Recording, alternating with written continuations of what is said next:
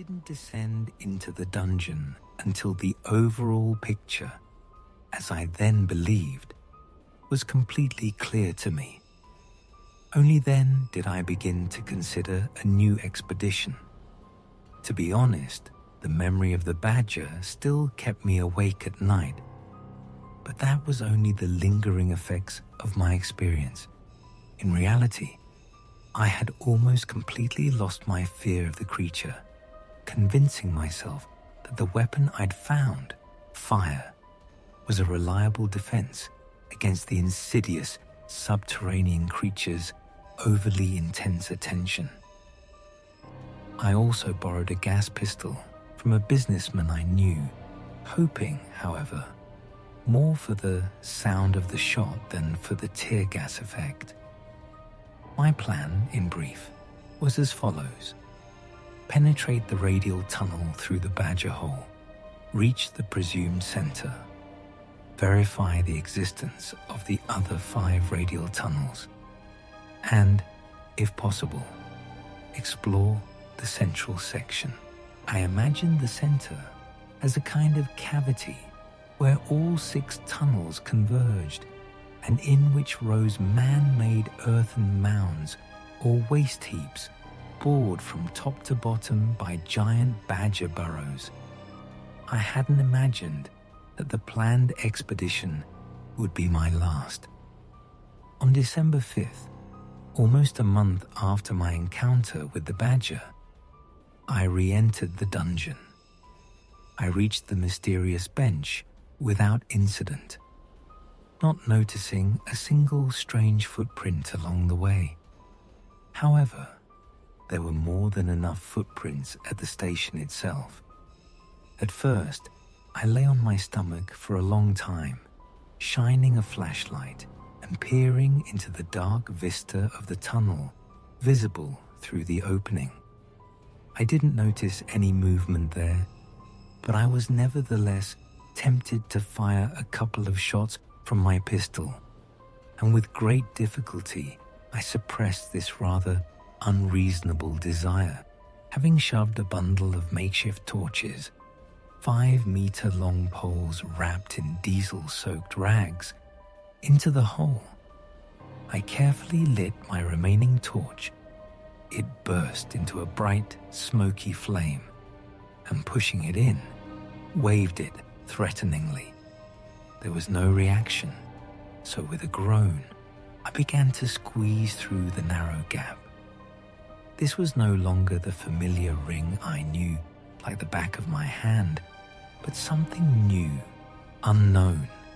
So an involuntary thrill gripped me as the gleaming yellow-grey vaults opened above me.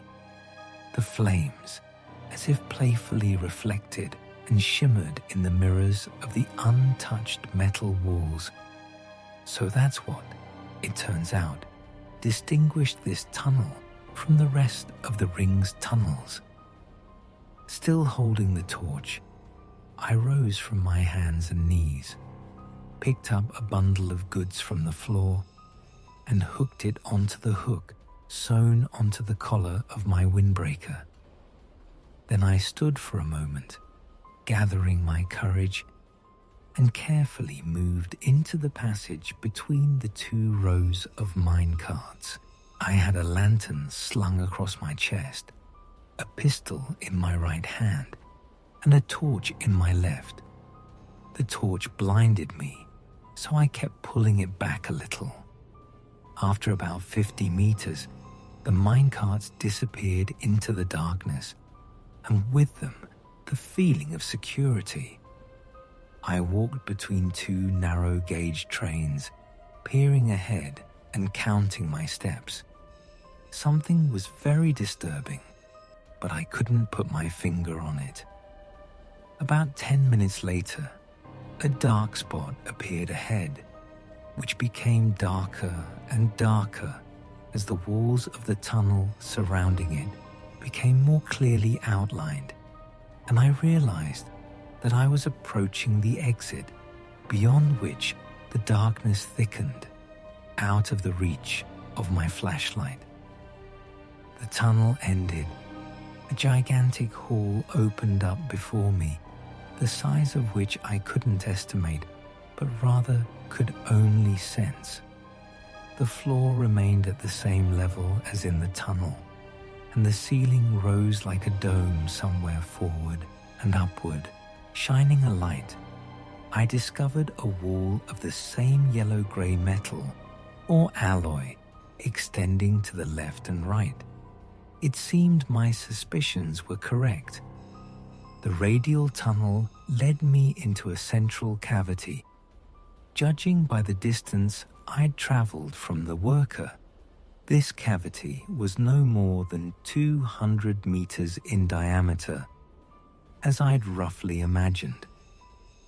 But there was something else that defied my imagination. There was nothing in this gigantic hall that even remotely resembled mountains of excavated soil.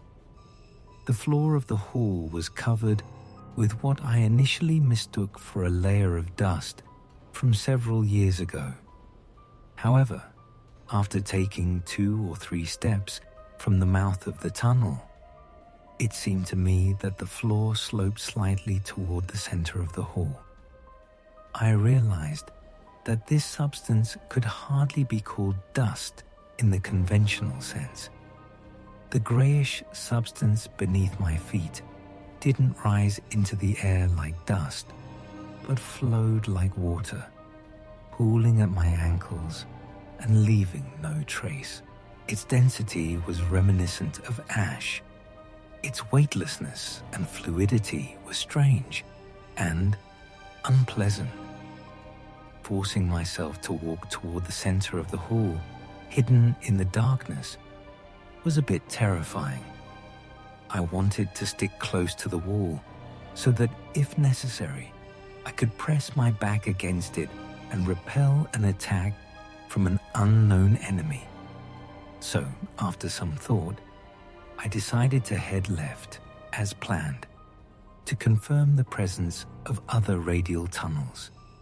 Shifting the torch to my right hand and the pistol to my left, I slowly walked along the wall, glancing back every now and then and listening. After just 10 steps, I realized the wall was curving, and about 100 meters to the left, the mouth of a tunnel opened up, apparently heading toward Uralskaya. Another 100 meters later, I discovered another identical tunnel. My suspicions continued to come true. 100 meters by 6 exits is 600 meters. I began counting. That's the circumference of the central hall. 2 pi r. Therefore, it's easy to calculate that the center is no more than 100 meters from here. 100-meter walk. 15 seconds there, 15 back. With these numbers, I convinced myself to break away from the wall and venture forth to explore the area disappearing into the darkness. However, other calculations began to creep into my head. I began calculating the cubic meters of soil that once occupied the site of today's stations and mentally dumping these cubic meters into the hall spread out before me. It turned out there must be so much rock that even if the center was filled to the ceiling, there must be plenty of it on the periphery of the hall where I now stood. But where was it? Perhaps the soil wasn't transported here after all.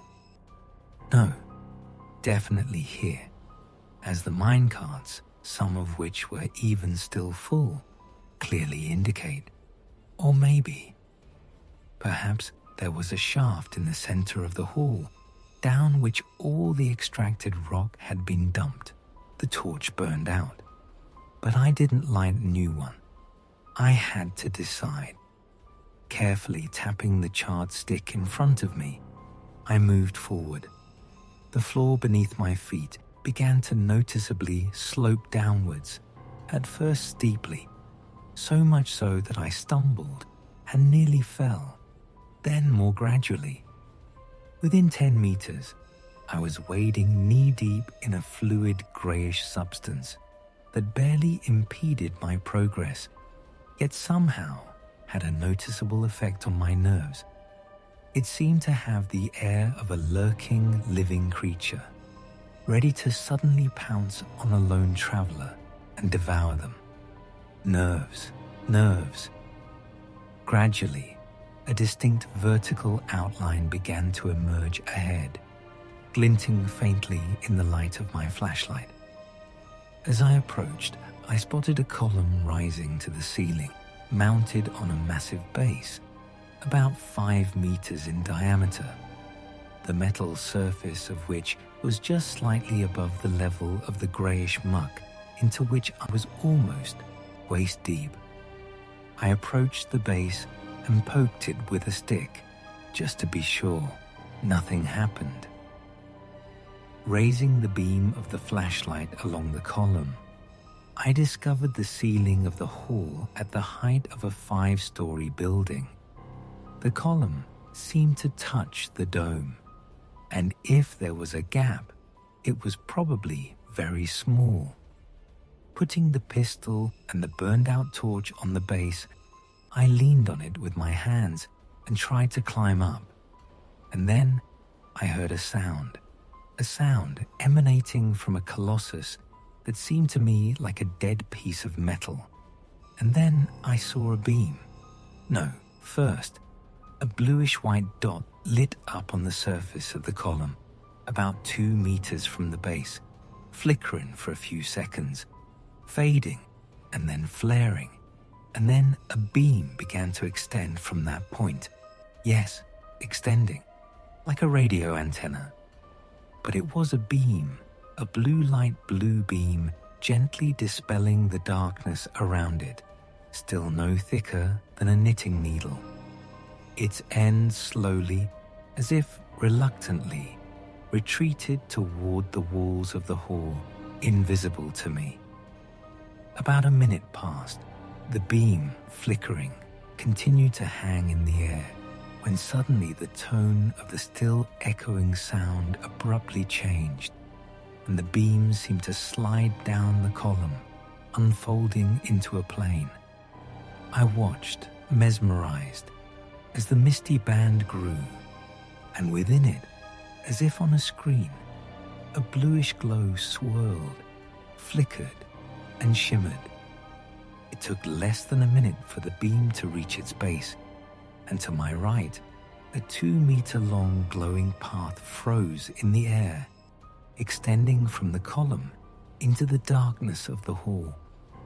And at that moment, the tone changed again, and I discovered with horror that the plane began to rotate around the column, forming a glowing segment of space in the air, growing larger and closer to me with each passing moment. In the next instant, everything sped along at the speed of a fast-motion movie.